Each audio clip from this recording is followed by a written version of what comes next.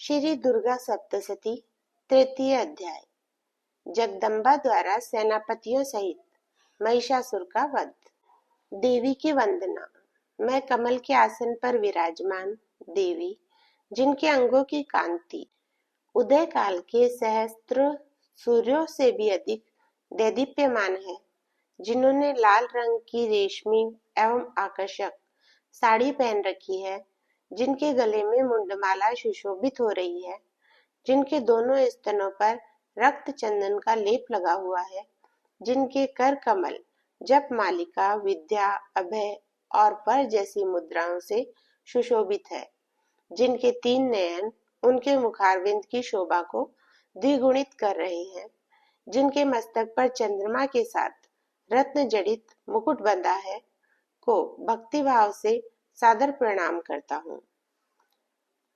ऋषि बोले, देवी के हाथों गाजर मूली की तरह अपनी सेना को कटता देखकर सेनापति असुरराज चिक्षुर क्रोधावेश में भरकर देवी के साथ युद्ध करने के लिए आगे बढ़ा। जिस प्रकार मेघ मेरु पर्वत के शिखर पर धारा प्रवाह जल की वर्षा करते हैं, उसी प्रकार महान दैत्य चिक्षुर रणभूमि में देवी पर बाणों की वर्षा करने लगा। देवी जगदम्बा ने सेनापति असुरराज चिक्षुर को अपनी ओर बढ़ता देखकर न केवल उसके द्वारा छोड़े बाणों को छिन्न भिन्न कर दिया, अपितु उसके रथ के सारथी और अश्वों को भी मार गिराया। देवी ने चिक्षुर के धनुष के साथ साथ उसके रथ पर ऊंची फहराती ध्वजा को भी काट गिराया और फिर अपने बाणों से उसके अंगों को बीन डाला। अपने शस्त्रों, धनुष तथा बाण आदि के कट जाने और रथ, सारथी तथा घोड़ों के नष्ट हो जाने से क्रुद्ध चिक्षुर ढाल और तलवार लेकर देवी की ओर लपका। चिक्षुर ने बड़ी फुर्ती से अपने तीखी धार वाले खड्ग से देवी के वाहन सिंह के मस्तक पर चोट करके देवी की दाईं भुजा पर प्रहार किया। ऋषि ने कहा, राजन, देवी की भुजा का स्पर्श पाते ही चिक्षुर की खड्ग टूट गई। इससे अत्यंत क्रुद्ध हुआ दैत्य अपने हाथ में त्रिशूल को लेकर दुगने वेग से देवी की ओर दौड़ा।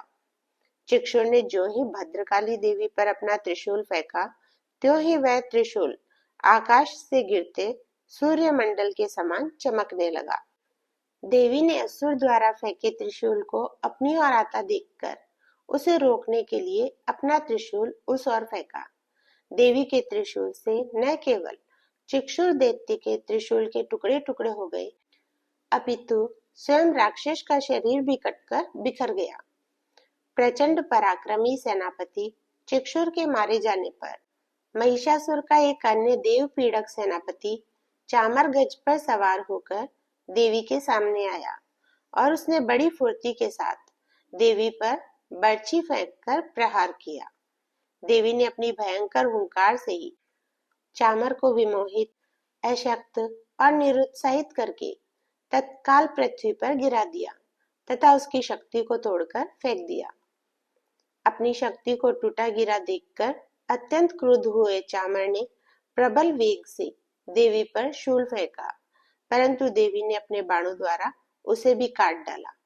इस बीच देवी का वाहन सिंह उछलकर चामर के हाथी के मस्तक पर जा बैठा और उस दैत्य के साथ बाहु युद्ध करने लगा।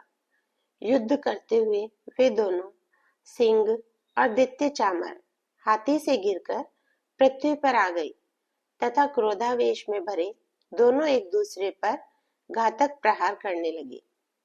चामर से भिड़ता सिंह आकाश की ओर उछला तथा पृथ्वी पर लौटते हुए उसने चामर पर अपने पंजों से ऐसा तीखा प्रहार किया कि उसका सिर धड़ से अलग हो गया। इधर देवी द्वारा हाथों से गिराए वृक्षों और शिलाखंडों के प्रहारों से उदग्र नामक दैत्य तथा देवी के दांतों, मुक्कों और थपेड़ों की चोटों से कराल नामक दैत्य भी प्राणहीन हो गया। क्रोध से भरी देवी ने अपने सामने आए उद्धत दैत्य को अपनी गदा से पीस डाला। देवी ने अपनी भिंदी पाल की चोट से वाशकल दैत्य को बाणों के प्रहार से, ताम्र तथा अंधक नामक दैत्यों को भी मौत के घाट उतार दिया।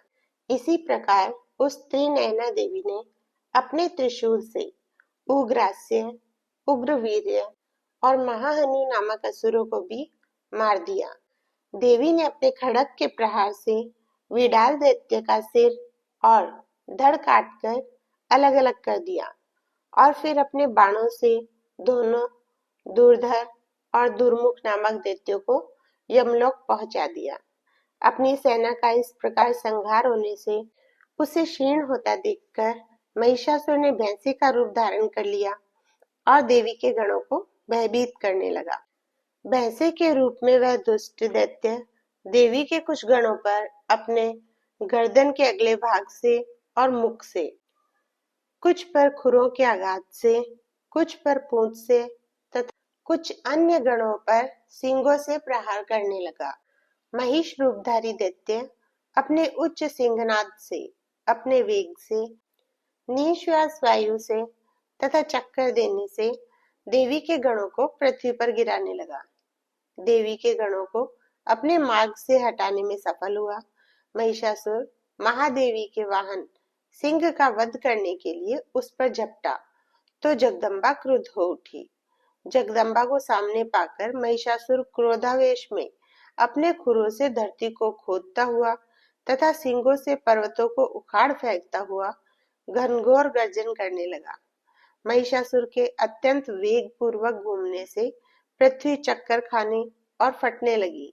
उसकी पूंछ की टक्कर से कंपित समुद्र किनारे तोड़कर पृथ्वी को डुबोने लगा। महिषासुर के सींगों से टकराकर बादल फटकर खंड खंड हो गए और उसके श्वास वायु से उखड़े हुए सैकड़ों पर्वत आकाश मार्ग से धरती पर गिरने लगे। इस प्रकार क्रोध में आविष्ट तथा उत्पात मचाते हुए महिषासुर को अपनी ओर बढ़ता हुआ देखकर देवी भी क्रोध करने लगी। देवी ने पाश फेंककर महिषासुर को तत्काल बांध लिया। बंधन में पड़ते ही दुष्ट महिषासुर ने भैंसे के रूप को छोड़ दिया। भैंसे के रूप को छोड़कर महिषासुर ने सिंह का रूप धारण कर लिया। जो ही देवी उस सिंह की ग्रीवा को काटने के लिए उस पर लपकी, त्यों ही वह दुष्ट दैत्य सिंह के रूप का परित्याग करके खड्गधारी पुरुष के रूप में दिखाई देने लगा। देवी के बाणों की वर्षा और तलवार के प्रहारों से शत विशत हुआ पुरुष वेशधारी महिषासुर अपने इस रूप को छोड़कर भयंकर गजराज के रूप में प्रकट हो गया। गजराज बना महिषासुर अपनी सूंड से देवी के वाहन सिंह को खींचता हुआ गर्जन करने लगा। जब महिषासुर अपनी सूंड सिंह के गले में डालकर उसे खींचने लगा था, तभी देवी ने अपनी खड्ग के प्रहार से उसकी सूंड को काट डाला। अपनी दुर्दशा से बचने के लिए महिषासुर ने पुनः भैंसे का रूप धारण कर लिया और अपने इस रूप में तीनों लोकों के जीवों को व्यथित व्याकुल करने लगा।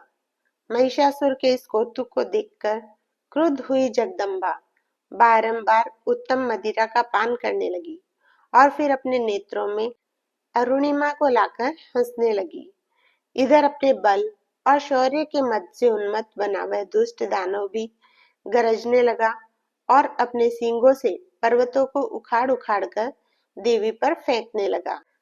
देवी ने अपने ऊपर फेंके जा रहे पर्वतों को बाणों से चूर्ण कर दिया और फिर उस राक्षस को संबोधित करते हुए बोली, इस समय मदिरा पान के प्रभाव से देवी का मुख लाल हो गया था और उसकी वाणी भी लड़खड़ा रही थी।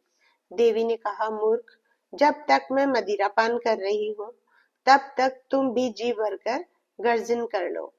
इसके पश्चात मेरे हाथों तुम्हारी मृत्यु निश्चित है। तब तुम नहीं रहोगे और देवता ही गर्जन करेंगे। ऋषि बोले, इस प्रकार महिषासुर को चुनौती चेतावनी देती हुई देवी उछलकर उस दैत्य के ऊपर चढ़ गई। देवी ने अपने पैर से उस दुष्ट को दबाया और अपने शूल से उसके कंठ में आघात किया। देवी के शिकंजे में दबा जकड़ा हुआ होने पर भी दुष्ट महिषासुर अपने मुख के द्वारा किसी अन्य रूप धारण कर छूटने का प्रयास करने लगा। देवी ने आधे शरीर से बाहर निकल पाए महिषासुर को तत्काल अपने प्रभाव से रोक दिया।